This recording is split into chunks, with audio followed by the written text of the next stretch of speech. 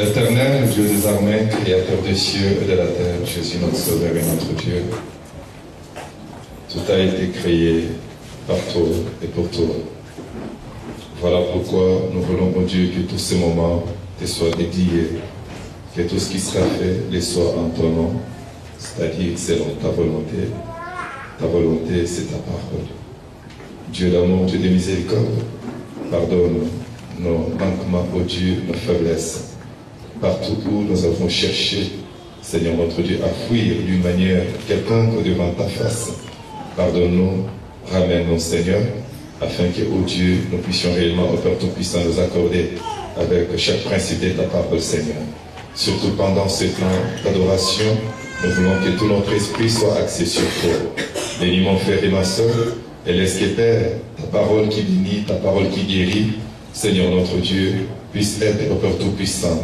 Bien-aimé, Seigneur notre Dieu, accordé à chacun selon son besoin, Seigneur notre Dieu, ces jours. Nous voulons nous recommander nous-mêmes à toi, afin que toi tu parles par nous. Il a été dit qu'au dernier jour, personne n'enseignera son frère, mais que tous seront enseignés par toi, ô Dieu. Et toi, tu es le Saint-Esprit, ce que nous allons parler maintenant, Seigneur. Nul ne peut expliquer la divinité, frère Madame le dit, Seigneur Jésus. Mais il dit qu'on peut donner des détails sur la divinité sans toutefois l'expliquer. Parce que la divinité s'explique elle-même par la révélation. Voilà pourquoi, Seigneur, nous voulons que toi, tu puisses tout simplement te dévoiler, Seigneur, afin que, Père, cette réunion ait un sens. C'est là pour ta propre gloire. Nous chassons ce lieu, tout esprit qui n'est pas le tien, Seigneur. Viens être avec nous du début jusqu'à la fin. Au nom de Jésus-Christ, notre Maître, nous avons ainsi prié. Amen. Amen. Je parlais d'Éphésiens 4, 5 à 6. Nous lisons dans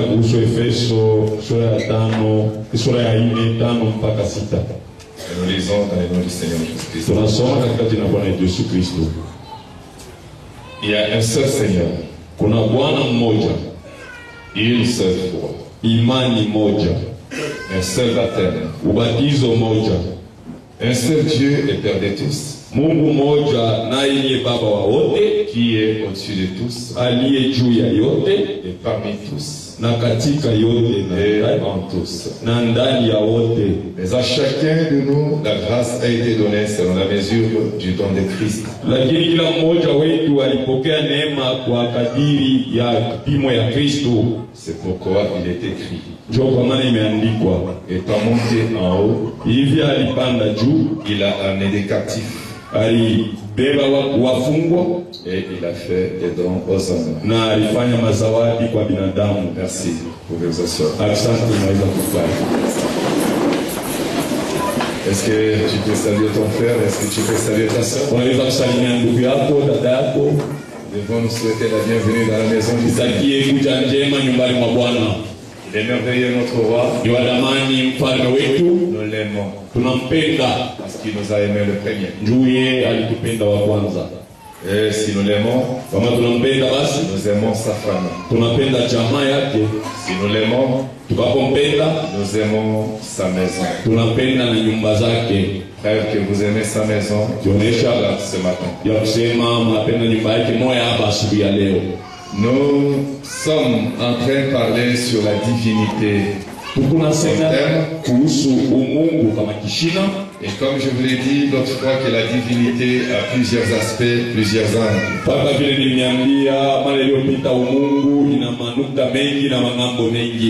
Et tout dernièrement, nous étions en train de voir l'aspect, son apparence à l'adoration. Et là, ceci nous a conduit maintenant, comme ça avait été plusieurs fois promis. Ceci nous conduit ce matin à commencer un autre point qui est celui du Saint-Esprit et son rôle. Dans la Bible, plusieurs passages de l'Écriture parlent du Saint-Esprit. Alors, il n'y a pas deux Saint-Esprit, il y a un seul Saint-Esprit. Et nous avons pensé parler du Saint-Esprit et son rôle. C'est un peu comme qu'est-ce que le Saint-Esprit et pourquoi il a été envoyé. Mais ici, je vais beaucoup plus aborder l'aspect prophétique. Parce que l'aspect évangélique, nous l'avons plusieurs fois vu. C'est vrai que cet aspect va toujours revenir, mais nous allons beaucoup plus nous atteler sur l'axe prophétique. Pourquoi je vais parler de ça? C'est parce que la divinité, vous ne pouvez pas parler de la divinité sans parler du Saint-Esprit. Et lorsqu'on n'a pas très bien compris ce que c'est que le Saint-Esprit, on va être embrouillé dans le culte qu'on peut lui accorder. On peut penser adorer le Saint-Esprit alors que l'adoration est dirigée ailleurs. Amen. Voilà pourquoi j'ai aimé quand notre révérend pasteur bienvenu a essayé de toucher à ça. Et je crois que ça nous a quand même aidé. Maintenant là, j'ai voulu y aller en profondeur. Je l'avais toujours promis. Je vous avais promis que c'est cette année que je devais aborder ça. Et je crois que le moment est venu pour que nous puissions y aller dans ce sens-là. Et voilà, je remercie le Seigneur parce que vu le nombre de questions que j'ai reçues par rapport à la leçon qu'on a finie,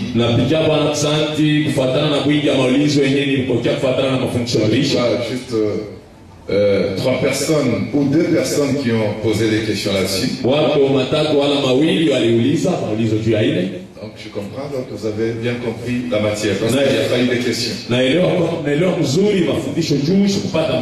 Donc je les attendais toujours. Mais là, nous sommes toujours dans la divinité. Et nous parlons maintenant du Saint-Esprit. J'aimerais d'abord introduire par cette déclaration dans les instructions de Gabriel à Daniel, ici dans la version Canada, un message de 1961, dans son point 32, William Branham dit: cette semaine, j'ai énormément étudié. Hier, je ne suis presque pas sorti de mon bureau de toute la journée. Il dit, je voulais étudier. C'est quelque chose dernièrement. Ceux qui viennent ici depuis longtemps, là, dans mes enseignements, je me contentais de dire, là, il y a les 70 semaines de Daniel. Mais je n'essayais pas de l'aborder, de l'expliquer. Mais cette fois-ci, par la grâce de Dieu, je me suis mis en devoir d'essayer de demander à Dieu de m'accorder la grâce de pouvoir l'apporter aux gens. C'est un peu ça. C'est un peu comme ça avec moi. Maintenant, j'ai compris. J'avais toujours promis. J'avais toujours fait un peu de déclaration. Voici le moment venu. Nous devons maintenant toucher à la chose. Nous devons vraiment aborder la chose. Amen. Voilà. Le Saint-Esprit. Branham dit, pour bien comprendre, vous savez, je vous avais dit une fois, il Frère Branham qui disait que si on ne comprend pas très bien la vérité sur la divinité, ça veut dire qu'on ne comprendra pas la vérité sur toutes les autres choses. Si on ne comprend pas la vérité sur la divinité. Et beaucoup de choses aujourd'hui, beaucoup de doctrines qui nous ont amenés à côté. Si vous aviez suivi l'enseignement que je venais de donner, vous comprendrez que c'est parti de la mauvaise compréhension de la divinité. Si vous avez bien suivi mon enseignement tout dernièrement, je crois que vous aurez aussi saisi mon secret. Ce qui me permet de garder l'équilibre même si je monte plus haut. C'est parce que je n'ai pas classé le corps. Si seulement vous lâchez là-bas, vous n'aurez plus d'équilibre. Vous pouvez aller dans tous les sens sans équilibre. Vous verrez que, parce que ce corps-là n'existe plus, alors vous aurez à remplacer ce corps-là par autre chose. Jusque dans le millénium. Parce qu'il n'existe plus. Mais moi, c'est pas comme ça que je comprends les choses. Et je vous ai donné des citations. Je vais encore en donner dans cet autre point que j'aborde aujourd'hui. Je ne sais pas combien de jours ça va nous prendre. Mais j'aime pas être pressé.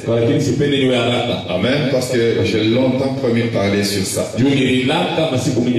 Lorsque vous, parce que je vous avais lu, frère Branham dit que le Père et le Fils, donc le corps Jésus, tous les deux ont formé corporellement la divinité.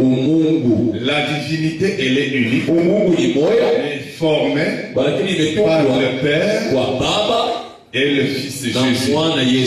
Donc si vous écartez Jésus, vous avez la divinité. Vous avez maintenant une divinité embrouillée, une divinité biaisée. Amen.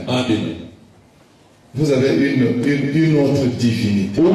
Parce que frère Branham a dit la divinité a un nom. Et la divinité porte un nom humain. Et c'est le dernier de tous les noms que la divinité a pris. Branham dit c'est la dernière fois que Dieu a pris un nom.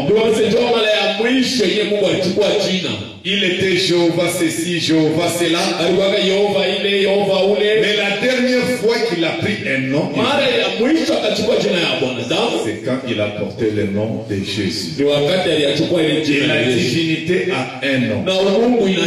Et chaque fois que vous parlez de Jésus dans votre prière, comprenez que même si vous dites que ce corps-là n'existe pas, vous mentez. Parce que Dieu n'est pas fait en trois. Père, Fils et Saint-Esprit. Le Fils là, ça fait allusion au corps.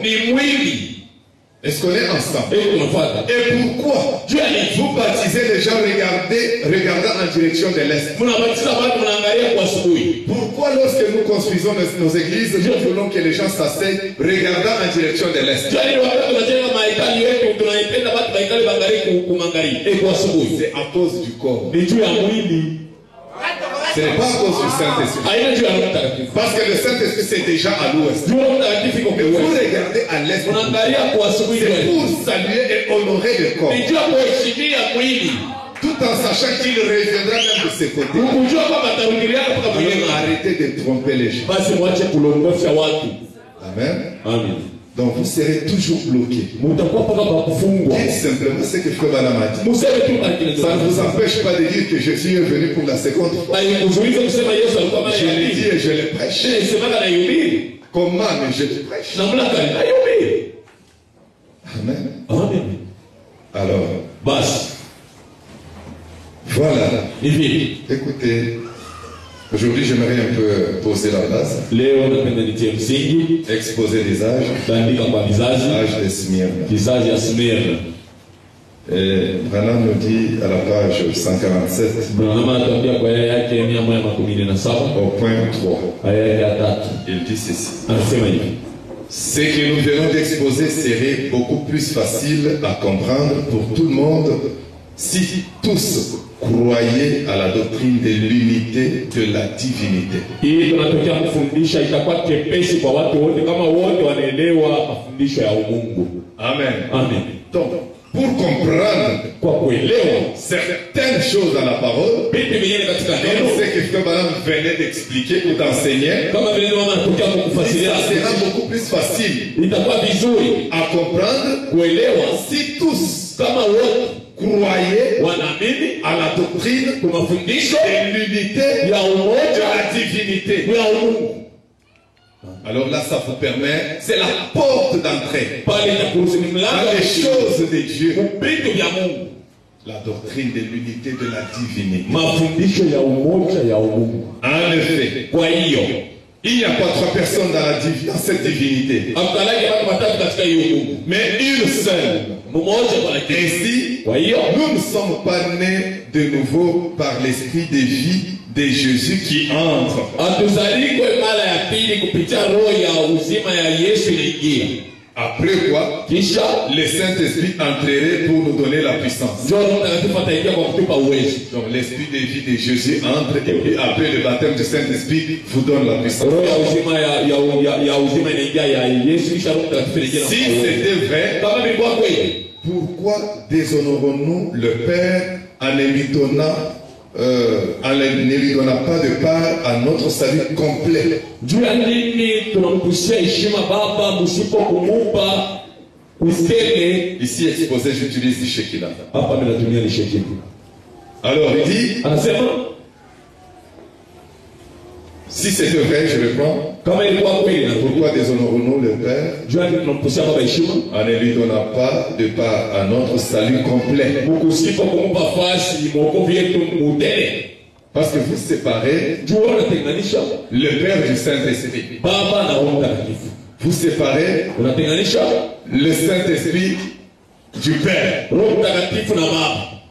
Alors, pourquoi déshonorons-nous le Père Juu ya nini tunamkushia Baba heshima en ne lui donnant pas de part à notre salut complet? mkukosa kumpatia fasi À notre salut complet. mwokovu yetu mutele? En fait, Kwa hiyo si le salut vient du Seigneur, kama wokovu inatoka ni kwa et Bwana, s'il y a trois seigneurs, na kama kuko mabwana watatu, alors il faut que lui aussi, le Père, basi inabidi na yeye Baba ait quelque chose à faire. awe na cha kufanya na Vous yeye. les séparez. Mnawatenganisha Si tous les deux sont de Dieu, kama wote wawili wa Mungu, bon, il faudra que dans votre salut, chacun d'eux ait sa part. inabidi mwokovu yako kila mtu awe na kazi yake. Et il dit, Nasema mais on voit bien que Jésus a dit très clairement que c'est lui et lui seul qui est Dieu. tunaona mzuri kama Yesu alisema wazi wazi kama ni yeye na yeye pekee ndio Mungu, Et que c'est lui et lui seul qui entre dans le croyant. na ni yeye na yeye pekee ndio anaingia katika mwaminifu. Qui ça? Nani huyo? Jésus. Yesu. Comprendrez quand j'en arriverai à la partie esprit de vérité. Mtaelewa wakati tutafika kipande roho ya ukweli. Ici, je ne suis qu'à l'introduction. Hapa niko mtingilili. Il dit, Anasema Jean 14,16. Yohana 14:16. Jean 14,16 dit que le Père enverra un autre consolateur. Inasema Baba atatuma mfariji mwingine. Qui disait ça? C'était Jésus. Nani alikuwa anasema ilikuwa ni? Alors qu'il dit que c'est lui qui entre. Ni yeye ndio Mais anaingia. en même temps, le Père enverra un autre Pale consolateur. pale tena Baba atatuma mfariji mwingine. Mais écoutez, Sikilizeni. mais le verset 17 Kwa lakini mstari wa 17 dit que Jésus, donc qu'il, lui-même Jésus, unasema yeye mwenyewe Yesu demeure avec eux anaikala nabo et que plus tard, na baadaye il sera en eux. atakuwa ndani yapo. Parce que souvent, ce qui dérange, c'est un autre. Kile kinavuruga ni Alors, vous mwingine. comprenez comment Branham lui comprend un autre? Unaelewa vile Bwana anaelewa mwingine? C'est comme si vous n'êtes pas avec eux. Inaonekana kama mlifuate. Suivez ça très bien parce que quelque part la matière va être un peu embrouillée. Mfuateni mzuri juu fasi fulani mambo itavurugana. Un autre consolateur. Donc Jésus étant un consolateur a promis un autre consolateur. N'est-ce pas? Et déjà, en prenant pour nous qui avons appris le petit français, donc on comprend que ça ne sera pas Jésus. C'est un autre. Mais écoutez, Branham lui ne comprend pas. Un autre lui ne l'entend pas. Écoutez ça. Je reprends. Il faut que je reprenne ça. En effet, si le salut vient du Seigneur et qu'il y a trois seigneurs, alors il faut que lui aussi, le Père donc, ait quelque chose à faire dans votre salut. Qu'il ait son apport dans votre salut. Mais on voit bien que Jésus a dit très clairement que c'est lui Jésus, et lui seul qui est Dieu, et que c'est lui et lui seul qui entre dans le croyant. Oh, qui devait entrer dans le croyant? C'est un autre consolateur. Est-ce qu'on est ensemble? Mais c'est un autre consolateur là. C'est toujours Jésus, lui et lui seul. Mais pourquoi un autre? Parce qu'il ne viendra pas entrer en vous en tant que corps. Il faut qu'il monte. C'est pourquoi il dit il vous est avantageux que je m'en aille. C'est-à-dire pour redevenir la colonne de feu. Amen. Cette position-là, cette forme-là originelle du Saint-Esprit, sa forme originelle, sa forme spirituelle, et là maintenant il revient en vous. C'est ça un autre consolateur. Mais c'est toujours la même personne, mais pas dans le même état. C'est pourquoi on parle d'un autre. Il y a nos amis qui comprennent qu'un autre, ça veut dire un autre individu. Est-ce qu'on est ensemble? Évoluons, ce n'est que le début. Il dit, mais on voit bien que Jésus a dit très clairement que c'est lui et lui seul, tout ça, et c'est lui qui entre dans le croyant. Branham donne de référence. Jean 14, 16. Dit que le Père enverra un autre consolateur. Là, c'est le verset 16e. Mais le verset 17 précise. Le verset 17 dit qu'il, Jésus donc, demeure avec eux. Ça veut dire cet autre consolateur-là, que le Père devait envoyer, demeurait déjà avec eux. Est-ce qu'on est ensemble? Le Père enverra un autre consolateur, mais lequel demeurait déjà avec eux. Mais sous cette forme-là corporelle, de chair, ils ne pouvaient pas lui permettre d'entrer dans leur cœur. Est-ce qu'on est ensemble? Ce verset 17 dit qu'il demeure avec eux et que plus tard, il sera en eux le même. Au verset 18, il dit qu'ils viendront à lui.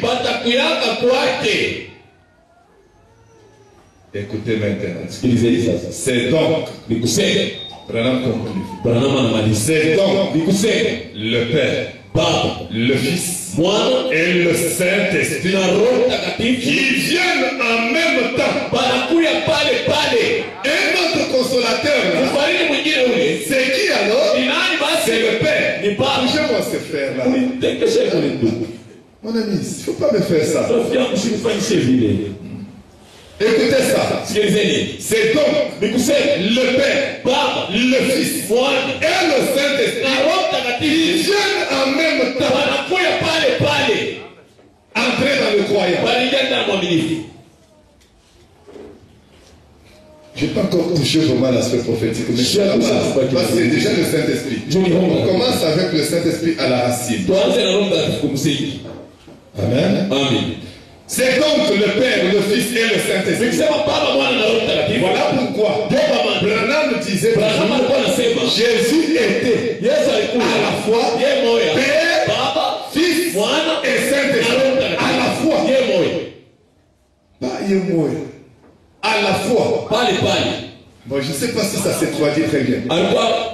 Bon, voilà. C'est-à-dire, au même moment que vous le voyez là, qui sait qu'il est là. Pas après un moment, il devient le Père. Quand vous le voyez, donc, ce qui m'a vu a vu le Père. Donc, il est le Père. Qui m'a vu a vu le Saint-Esprit.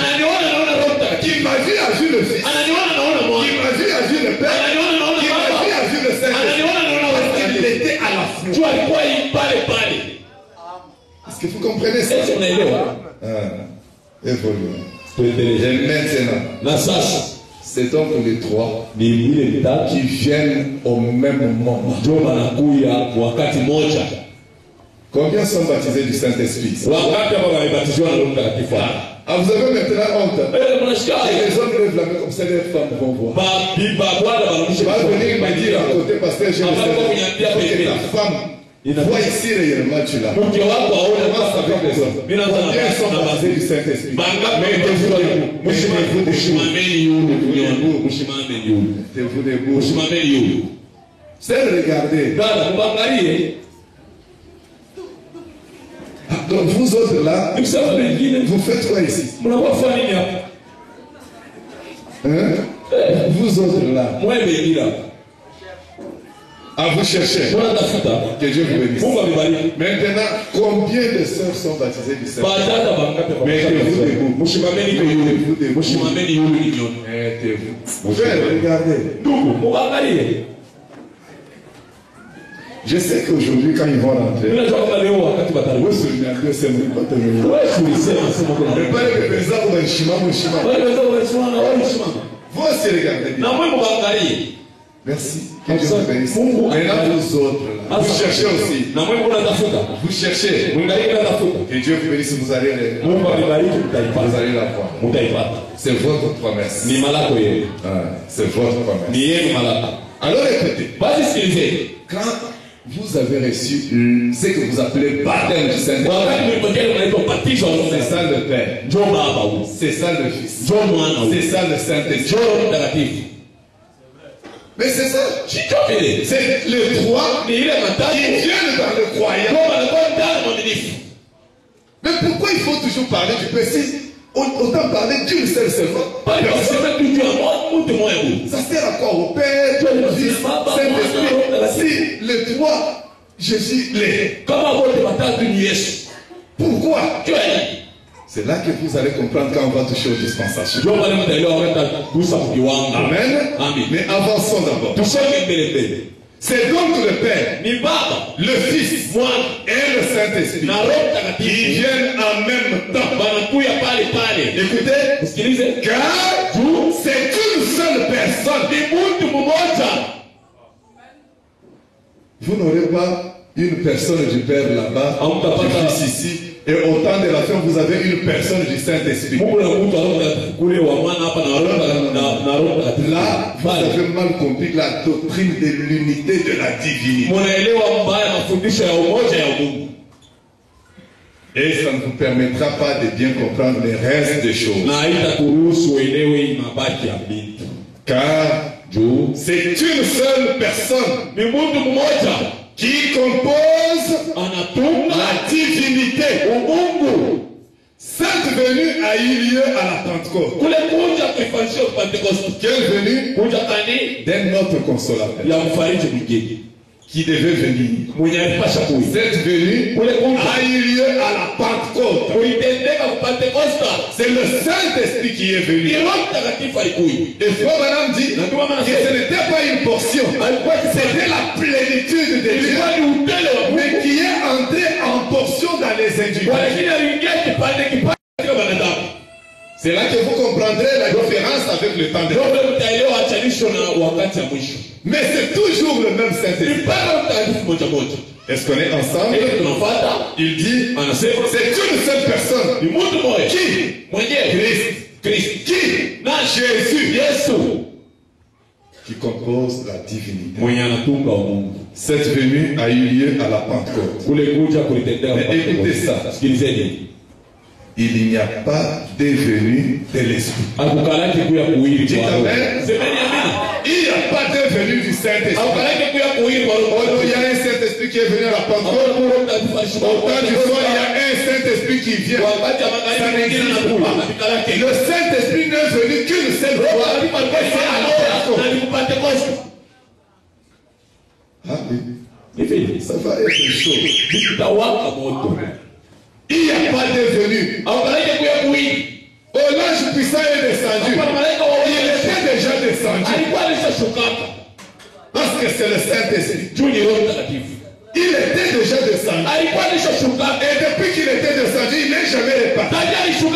Madame dit, si seulement il quittait la terre, ça serait un chaos. Il est toujours sur la terre, mais sous une certaine forme. C'est le Saint-Esprit. Il est venu quand? À plénitude, je souligne. À la Pentecôte. C'est qui ça? L'Esprit de vérité. Le consolateur. Le Père, le Fils, le Saint-Esprit. Saul. Pourquoi me persécutes? Mais qui es-tu toi qui lui parlait? Le Père dans la colonne de feu. Le même Père qui avait conduit les enfants d'Israël dans la première dispensation. Mais Paul le voit, et Paul l'a reconnu comme Père. Pourquoi il a dit, qui es-tu Seigneur? Paul connaissait Seigneur. C'était les Jéhovah. Qui es-tu Seigneur? Et le Seigneur dit, je suis Jésus. Amen. Je suis Jésus que tu es.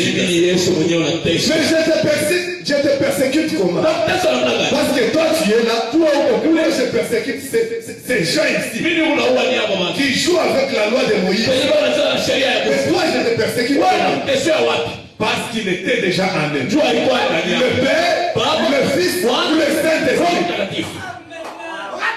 Est-ce qu'on est ensemble? Écoutez, il dit, il n'y a pas de venue du Saint-Esprit. Oh, mais la nuée est descendue, la nuée est venue depuis la Pentecôte. Bon, votre nuée qui est descendue, elle vient d'où? Elle était où?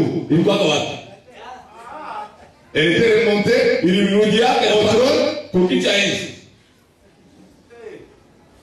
Il est descendu, mais il était parti où?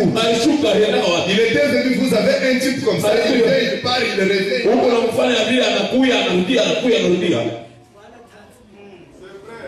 Suivez-moi très bien. Je suis en train d'attirer votre attention. Amen. Écoutez. Il n'y a pas de venue de l'esprit. Il n'y en a qu'une.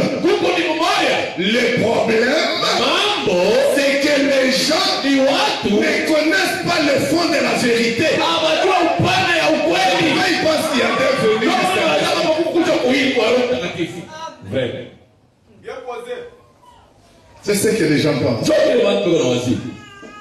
Et je vous informe même que c'est pareil pour la venue du Seigneur. Il n'y en a qu'une seule. Il n'y en a pas trois. Il n'y en a pas deux. Mais ça c'est quoi? Vous pensez que c'était comme trois?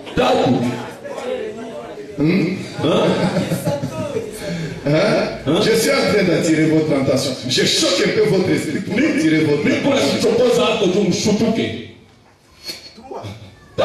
Mais Branham lui dit qu'il n'y a qu'une seule glorieuse. Les trois là, c'est la seule glorieuse. Amen. C'est pareil avec les dispensations. C'est pareil avec Père, Fils et Saint-Esprit. Vous allez comprendre ça. Ça sera un tout petit peu compliqué, mais ce n'est pas compliqué. Amen. Amen. Le problème, c'est que les gens ne connaissent pas le fond de la vérité. Et nous parlons pour essayer de connaître le fond de la vérité. Que de dire les choses de l'extérieur. Nous entrons dans le fond.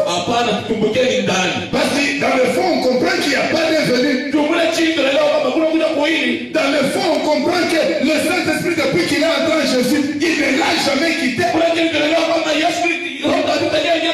Quel est ce Saint-Esprit qui entre dans le croyant? Quel est ce Saint-Esprit qui vient au dernier jour?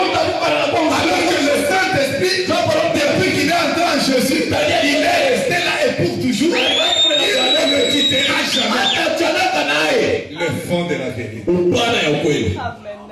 Amen. Amen. La dispensation. Quand vous revenez, nous revenons un peu au passage de l'Écriture. Je ne parlerai pas tellement sur les 3 dispensations. Ça va me prendre beaucoup de temps inutilement. Et je vais me focaliser sur la 3e. Amen. Amen. Mais tout en retraçant un peu toutes les 3. Ephésiens 4, 5 à 8. Il y a un seul Seigneur. Une seule foi. Un seul baptême. Un seul Dieu. Le Père de tous. Qui est au-dessus de tous. Et parmi tous. Et en tous. Le même Père au-dessus de tous. C'est la colonne de feu dans la première dispensation. En fait, cette notion de dispensation est large. Les dispensations, il y en a plusieurs. Il n'y en a pas 2, 3, 4, il y en a plusieurs.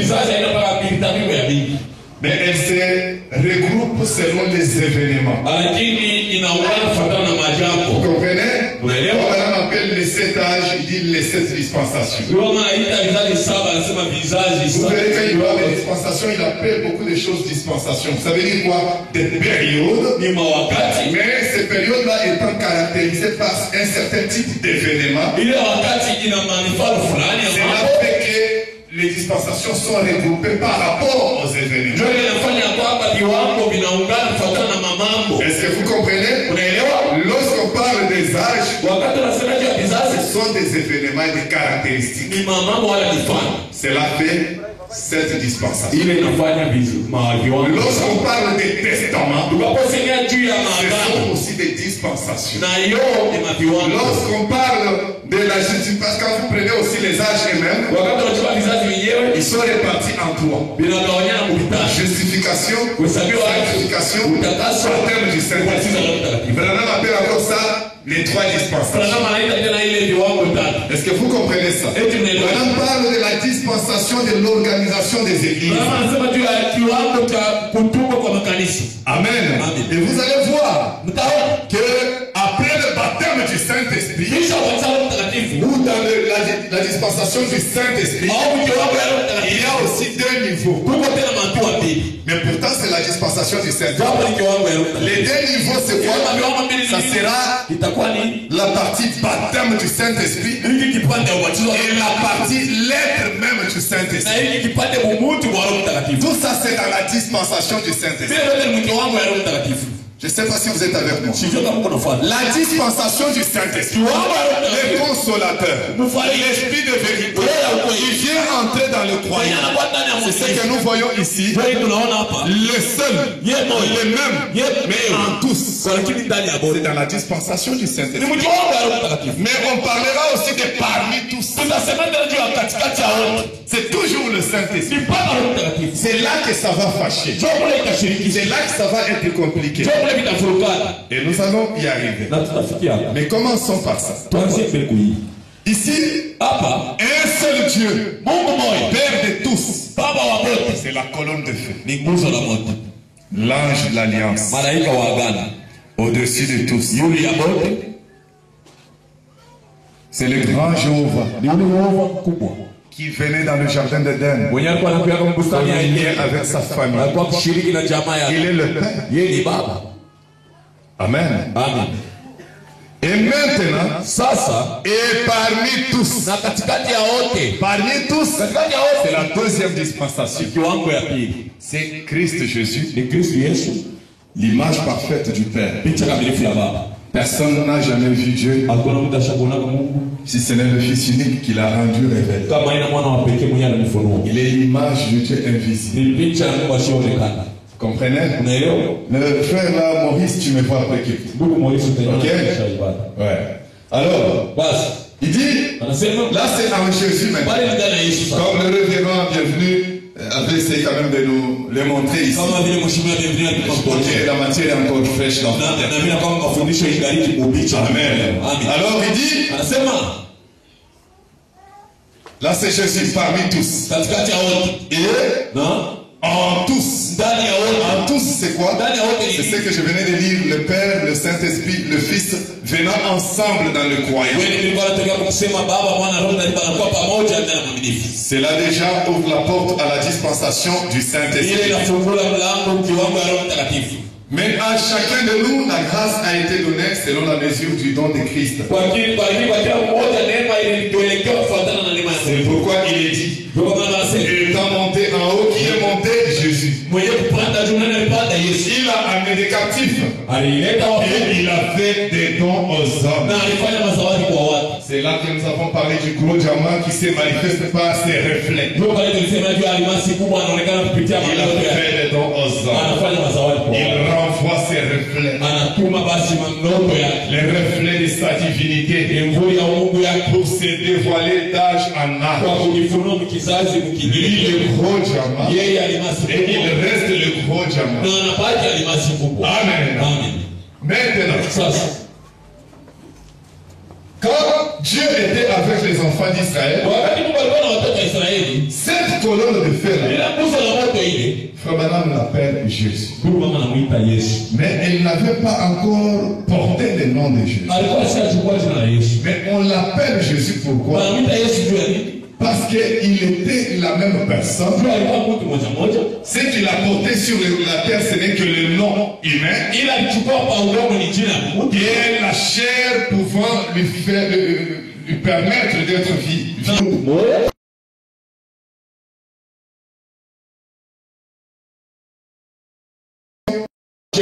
Donc, jouant trois différents comportements. Anafanya mifano tatu ya Moi, je vais parler de ministère, de œuvres qu'il a accompli. utu wa matendo ila Mais tendo. je ne parle pas de nature parce qu'il ne change pas de nature. Ya badilikaje na hadi. Est-ce qu'on est ensemble? Hivi tuko pamoja. Alors écoutez. Basi sikilizeni. Maintenant, Sasa nous maintenant, shie sasa sommes-nous dans quelle dispensation? tuko mu kiwango gani? C'est la question à laquelle on commence à répondre. Niulize ili tutaanza kujibu. Parce qu'il y a eu la dispensation du Père, Kulikuwa kiwango ya baba, la dispensation du Fils, c'est-à-dire de Christ, kiwango ya mwana ya Kristo et la dispensation du na Saint-Esprit. kiwango ya Roho Mtakatifu. Nous, comme nous sommes là ce matin, Shie ndio tuko hapa asubuhi. nous, comme nous sommes de l'âge de William Marion Branham, Shie tuko mkivile tuko kizazi ya William Marion Branham. nous sommes dans quelle dispensation? Tuko mu kiwango gani? Mon ange marchera devant toi, Malaika wangu atatembea mbele yako. qu'il a prêché en 53 au point 3. Yenyewe alihubiri 1953 yake ya tatu. Écoutez ça. Sikilizeni. Dans tous les âges, Vizazi vyote Dieu a toujours eu quelqu'un avec qui traiter ici sur la terre. Mungu alikaleka mpaka na mtu mwenyewe anatumika naye hapa duniani. Depuis qu'il a créé la terre, Tangia aliumba udongo, depuis qu'il a commencé, il n'y a jamais eu un temps où il n'était, où il a manqué quelqu'un sur qui mettre la main pour l'envoyer. tangia alianza kashia kusaka mtu mwenyewe anaweza kutilia mkono juu ya kumtuma. C'est ce que nous avons appelé un représentant. Ndio ile Tournez le regard vers Jésus. msimamizi keuka wa kila kizazi. Et pendant ce temps na mwile wakati dont nous parlons ici, yenye tunasema et dont il est question dans le passage que je viens de lire, na yenye natokea mwile andiko la kusoma, il avait envoyé Moïse pour délivrer les enfants d'Israël. alitumaka Musa kwa kukomboa watoto wa Israeli. Nous sommes dans le premier exode. Tuko kutoka kwa kwanza. Maintenant, Sasa ce n'est pas Moïse qui avait été envoyé. aina Musa ndio alitumiwapa. Moïse n'était qu'un instrument. Musa alikuwa chombo. Vous verrez un peu plus loin, Utaona kule mbali. quand on va parler Wakati tutasema du kuhusu Saint-Esprit comme prophète de ces jours, juu ya Roho Mtakatifu kama nabii wa vous leo. verrez Branham dire la même chose, Utaona Branham anasema que ce n'est pas moi qui suis envoyé vers vous. aina mimi bali nituma kweli. Et il va dire certaines choses là. Yeye atasema vitu kule juu. Là, ça va venir. Mais ici, comprenez comment il parle de Moïse. Tuelewe namna gani anasema juu. Moïse n'était qu'un instrument. Musa alikuwa ni chombo. Eh bien, Mzuri. dans mon cœur, Ndani ya moyo wangu. je vois que Dieu a toujours été le même. Na mimi kama Mungu anaangalia mpaka yeye mmoja Tout mmoja. au long des âges, Batokanga dans vizazi. chaque âge, Kila kizazi. il était exactement tel qu'il avait été au commencement. Alikuwa pale vile alikuwa kwa mwanzo. Il a été manifesté dans la paternité, Alionekana katika ubaba. il a été manifesté dans la filiation, Alionekana katika il umwana. est maintenant manifesté dans la dispensation du Saint-Esprit. Hapa ameonekana sasa mtu wangu ya Maintenant, hapa sasa. il est manifesté dans la dispensation du Saint-Esprit. Mtu wangu ya Roho Mtakatifu. Écoutez ça. Sikilizeni. Nous ne vivons pas Hatuishi dans la dispensation du Christ. mtu wangu ya Kristo. Dès que nous sommes là, Vile tu kwa. mes frères, mes soeurs, Badada. même vous qui êtes dehors, Hata Mungu hii. nous ne vivons pas Hatuishi dans la dispensation mtu wangu du Christ. ya Kristo. Je vous ai dit que lorsque la dispensation change, Nimesema wakati kiwango il y a kinabadilika. certains comportements qui changent. Kuna mifano fulani inabadilika. Certaines manières changent. Mifano fulani inabadilika. Même dans la façon d'adorer, Hata mfano ya kuabudu. il y a certaines choses qui changent. Kuna vitu vingine vinabadilika. Amen. Amen. Mais il ne faut pas marcher Hapana kutembea. en regardant dans les rétroviseurs. Kuangalia C'est ce qui ramène les choses du message passé dans notre message. Wewe vitarudisha vitu vya Les choses de la dispensation passées dans notre dispensation. vitu vya mtu wangu iliyopita mtu wangu wewe. Nous ne vivons pas dans la dispensation du Christ, Hatuishi mtu wangu ya Kristo. mais dans la dispensation du Saint-Esprit. Lakini mtu wangu ya Roho Mtakatifu. C'est quoi la différence? Ni nini acha ça. tunaenda kule. Amen. Amen. Il s'agit des actes du Saint-Esprit dans l'Église. Ni mambo ya matendo yote ni masiku. Amen. Amen. Et écoutez ça. Quand Branham dit que je ne suis pas une partie, vous aussi vous n'êtes pas un seul, ne veut pas dire que vous êtes de la même manière. Wakati wanasema nini ni nusu na nini ni nusu, haina pamoja, C'est pas ça. haina vile. Et avançons quand même. Tuendelee, Je ne vais pas perdre beaucoup de temps. tuendelee. Des choses comme ça, on en a déjà trop parlé. Siwezi kupona muda vitu kama vitu Il shamba. dit c'est que nous sommes revêtus des attributs de Dieu. Nasema tumejazwa na kazi la Mais Mungu. un attribut de Dieu, Lakini kipande cha Mungu c'est en même temps la totalité de Dieu. tena pale pale na upendo wa Mungu. Est-ce que vous comprenez ça? Eti mnaelewa? En Dieu, il n'y a pas de parties faibles et de parties fortes. Ndani ya Mungu hakuna kipande cha nguvu na kipande cha uwezo. Yeye ana uwezo nafasi yote. C'est la divinité partout. Yeye ni Mungu Et la nafasi divinité, yote. Na qu'elle uwezo soit en portion, en plénitude, il est adorable. yote ni mpaka ya kuabudu. C'est pourquoi Frère Madame dit nous adorons Christ qui est dans les croyants. Ndio maana nasema tunaabudu Kristo mwenye kwa ndani ya watu. Amen. Parce que c'est la divinité. Juu ni Mungu. L'adoration suit la divinité partout. Elle est. Abudu nafuata Mungu Si fanya. alors elle est en Branham, Kama hivi kwa mais si elle est là, ili il n'y muhifadhi, a pas de problème. hakuna sababu, Il n'y a pas de problème. hakuna jambo lolote. S'il faut vous incliner, inclinez-vous. Kama naomba uinamishe C'est kichwa na les vertus vivantes, il n'y a pas de problème. mbele ya uwezo ule Mais hai. si tu t'inclines devant la forme, devant l'homme, Lakini wewe kama wewe unaabudu je sanamu. l'ai dit, je le redirai toujours. Nasema na narudilia tena. Amen. Je le dis, je le redirai toujours. Nayasema na nitasema C'est que tena. nous sommes revêtus des attributs de Dieu. Sisi tumevaa tu makazi la Mungu. En tant que fils adopté par Jésus-Christ. Kama wana wenye kutiliwa kwa nafasi kwa Yesu Kristo. Et Dieu lui-même Mungu yeye pekee est devenu chair anakuwa mwili afin de mourir pour nous. juu ya kufa juu yetu. Amen.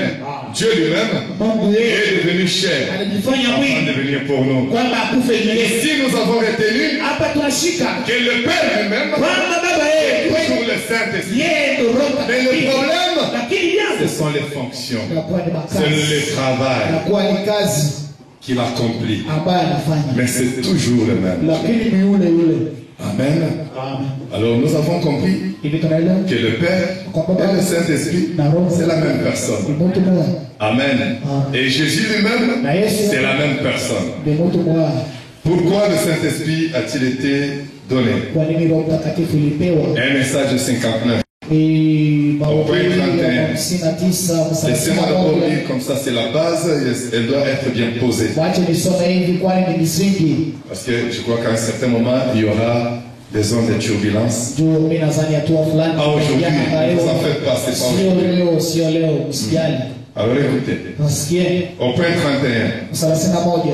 parce que nous parlons du Saint-Esprit, ce qu'il est et son rôle. Tunasemeza kuhusu Roho Mtakatifu kile iko na kazi yake. C'est le but du Saint-Esprit. Ndio kifukuzio cha Roho Mtakatifu. C'est le Père Ni Baba à nouveau. mara mpya. Vous comprenez? Le Saint-Esprit, Roho c'est Mtakatifu le ni Père, Baba mais à nouveau. lakini mara Pourquoi mpya. à nouveau? Kwa nini mara Parce que mpya? dans la dispensation du Père, c'était le Père. Ndio kiwango cha Baba Et ilikuwa ni dans la Baba. dispensation du Saint-Esprit, Kiwango cha Roho Mtakatifu il est toujours le Père à nouveau. ni mpaka Baba lakini mara mpya.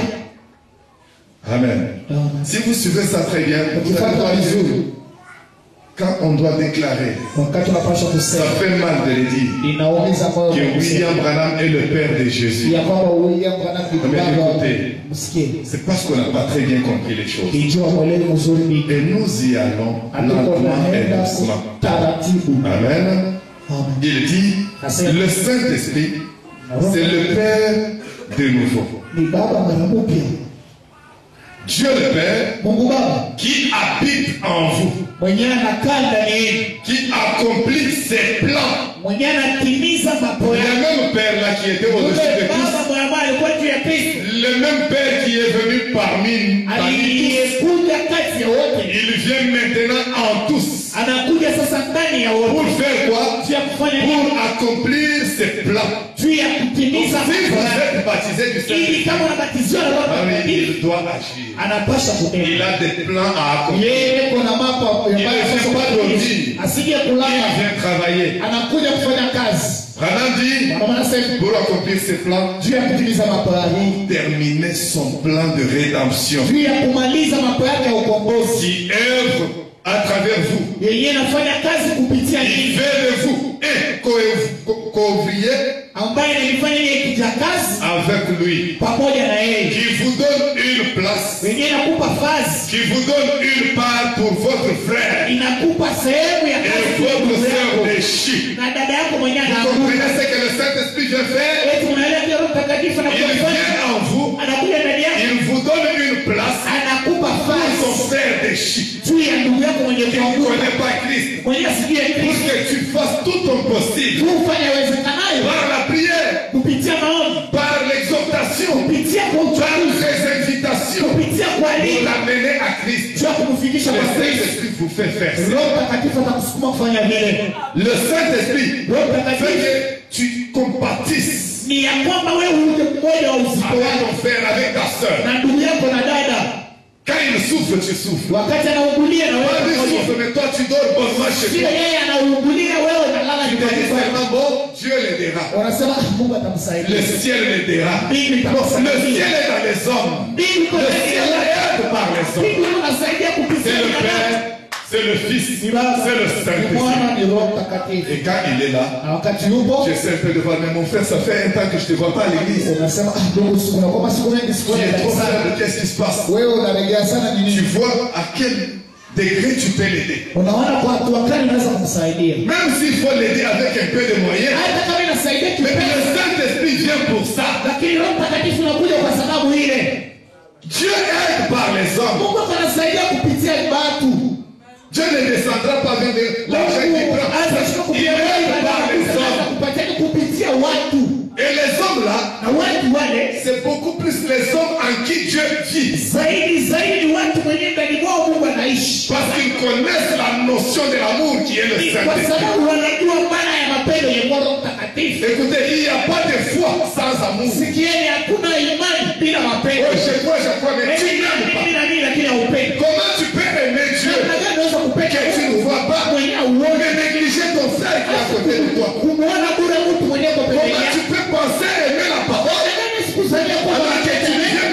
écouter à l'église. kama haujata kuisikia kanisani. Nous sommes là, non? Tuko hapa.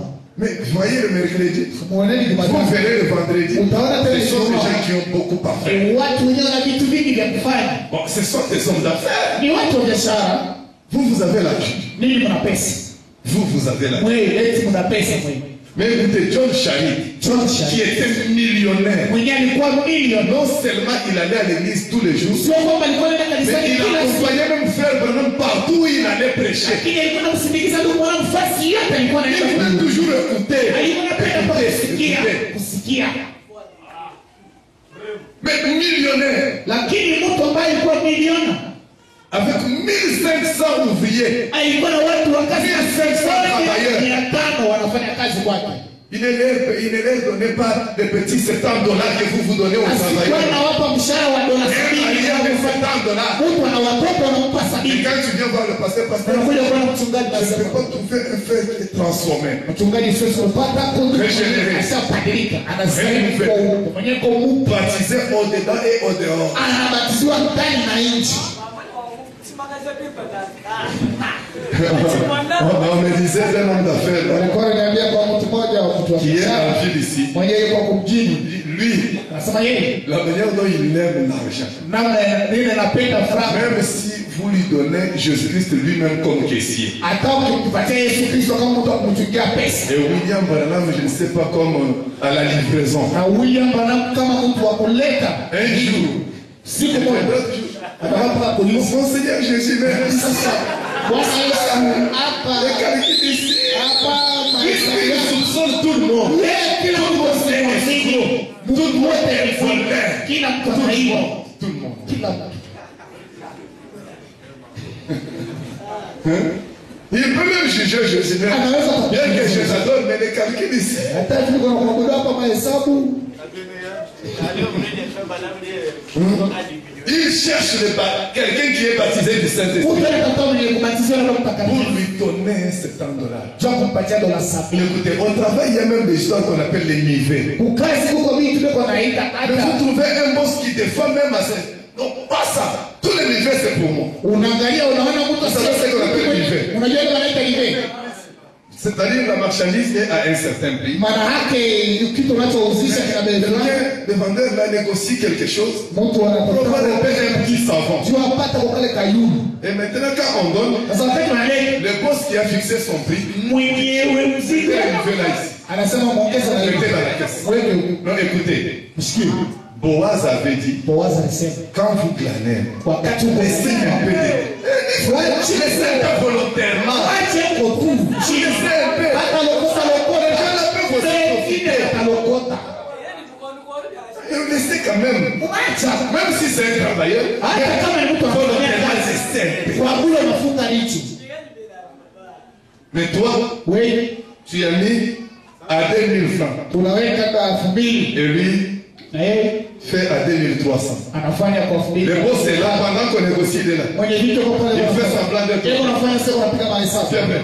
Bon, les 300 là, mets le carton. na ile ni tatu weka Mets là-bas. weka Mungu Et toi aussi qui fais les wewe nouvelles. ule Tu unafanya peux aussi être un voleur. unaweza kuwa uishi Comment tu es un voleur? namna gani kwa mwishi C'est-à-dire quelqu'un vient. manake mtu Tu anakuja exagères le prix. unapitisha Et même si l'homme réclame au prix du boss, hata ile mtu akiona kwa bei ya le boss ne va pas aimer, il va se sema fâcher. ile abatapenda atashiriki Et l'homme part. na yule mtu anaenda Tu ne vends pas. auji Quand le boss vient, wakati mwenye kitu quand le anakuja marché est difficile, hii mashiko kwa auzi difficile, voleur, escroc, mwishi escroc. Mais tu ralentis la marchandise. wewe uko naenda na kurudisha mkopo Parce que toi, tu restes, quand il n'y a pas tes intérêts, tu ne vends pas. wakati wewe unaenda shamba huko mwishi Voleur. Écoutez ça. sikie Le Saint-Esprit vous donne une place pour votre frère, Roho Mtakatifu anakupa fazi juu ya ndugu pour yako votre soeur, juu ya dada pour votre juu église. ya kanisa Amen. Écoutez, sikie pour votre soeur déchue, perdue, qui juu ya vous, dada yako mwenye kuanguka alipotea et dit, qui vous donne son esprit et son amour pour aller à la recherche des perdus. Le Saint-Esprit vous donne ça. pendo yake ndio kwenda kutafuta waliopotea Comme il a fait dans le jardin d'Éden. alivyofanya kubusana Adam. Edeni Adam. Adamu Où es-tu? yuko wapi? Ça fait un temps, Adam. Ça fait une semaine que je ne t'ai pas vu. Kunakuwa nyuma mzima sikuoni. Moi, il y a parfois des gens qui me disent, mais je ne vois pas tel faire, pasteur. Kwa masaa kuna watu wanakuja Je ne vois pas tel faire, ça fait un temps. kunakuwa Je dis, masaa. toi, tu as fait quoi? Wewe ulifanya nini? Quand tu ne l'as pas vu. Wakati wa kumuona. Faut venir me demander moi. Kinatakiwa kwa Tu as fait quoi? mimi ulifanya nini? Cherche son adresse.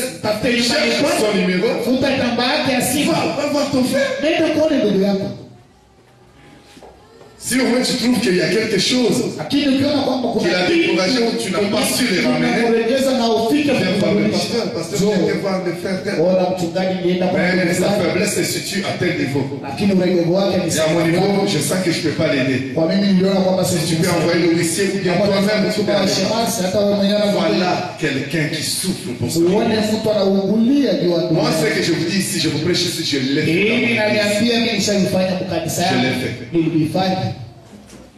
Pas avec une seule personne. Quelqu'un quitte l'église, je pars le voir. Hapana na mtu mmoja. Mtu anatoka Si c'était au niveau de la doctrine, je commence à chercher à le ramener avec les Écritures. kama inakuwa ni mambo ya mafundisho naanza kumpa maandiko ya Je kumrudisha. pars informer au pasteur. Kisha naenda kuambia mchungaji. Alors écoutez, Sikia il dit, anasema Adam, où es-tu? adabu kwa Voilà ce que le Saint-Esprit fait à un homme ou à une femme. muone kinero mtakatifu anafanya Quand il pénètre leur cœur wakati anaingia mioyo zao et qu'il établit sa demeure, na anaweka pale nafasi yake il y kukaa. a une soif, Kunakuwa kiu, une faim kunakuwa njaa pour les âmes perdues. juu ya manafsi yenye kupotea. Sasa mwezi Chers amis, bandugu qui yangu étaient debout au début du culte, mwe pale mlisimama sema Mungu na Roho Mtakatifu. je crois que prochainement, je vais vous demander encore de vous tenir debout Nadhani siku mbele tena et de nous tutadilisi montrer combien vous avez amené à Christ. na kutuoneshe bangapi mshaleta Aujourd'hui, parce Kristo. qu'il n'y a plus de temps. Leo ndio kuna tena sana. On va commencer à observer votre Saint-Esprit là à la loupe. Tutaanza kuchunguza Roho Mtakatifu yako taratibu taratibu. À la loupe. Pole pole. Parce que c'est une responsabilité. Juu ile ni uzito Et le sacrifice doit être gardé pur. na kujitoa la sadaka Vous na chassez les kuwa oiseaux impurs. unafukuza mandege Pour que la mbaya. réputation du sacrifice soit conservée. Juu ya kwamba kavumu ya ile sadaka hiyo ipata C'est une mzuri. responsabilité. Ni uzito. Ndugu, Le fait de dire que je suis chrétien, kusema tu niko Mkristo c'est pas un prestige. sio kwamba ni C'est pas une gloire. wala C'est kutukufu. une responsabilité. Ni uzito. C'est un engagement. Inakuwa ni kujiingiza kwenye Un kazi. engagement. Ni mipango. Et on vous observe. Hatuko na On vous miangalia. observe. Tuko na miangalia. Voilà ce qui ne va pas avec les réunions aujourd'hui. Muone basi kila tendeke na mikusanyiko. Elles n'ont pas assez de touches de l'esprit Hakuna tena kugusia na roho. pour aller chercher les âmes Sio kwenda perdues. kutafuta nafsi Et de ceux qui sont mourants, na wenyewe wanakufa. il s'agit plutôt de se donner une renommée Inakuwa sasa ni kujipatia tu kafumu. ou une église Wala kanisa ou un édifice wala ou kufanya une dénomination wala tena zaidi. au lieu d'un programme destiné à gagner des âmes. Pali ya kuwa na mambo ya kutafuta Quel nafsi. pitié!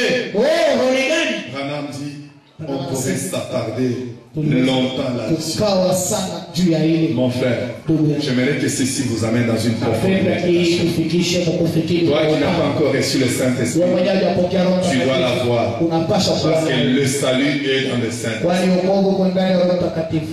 Amen.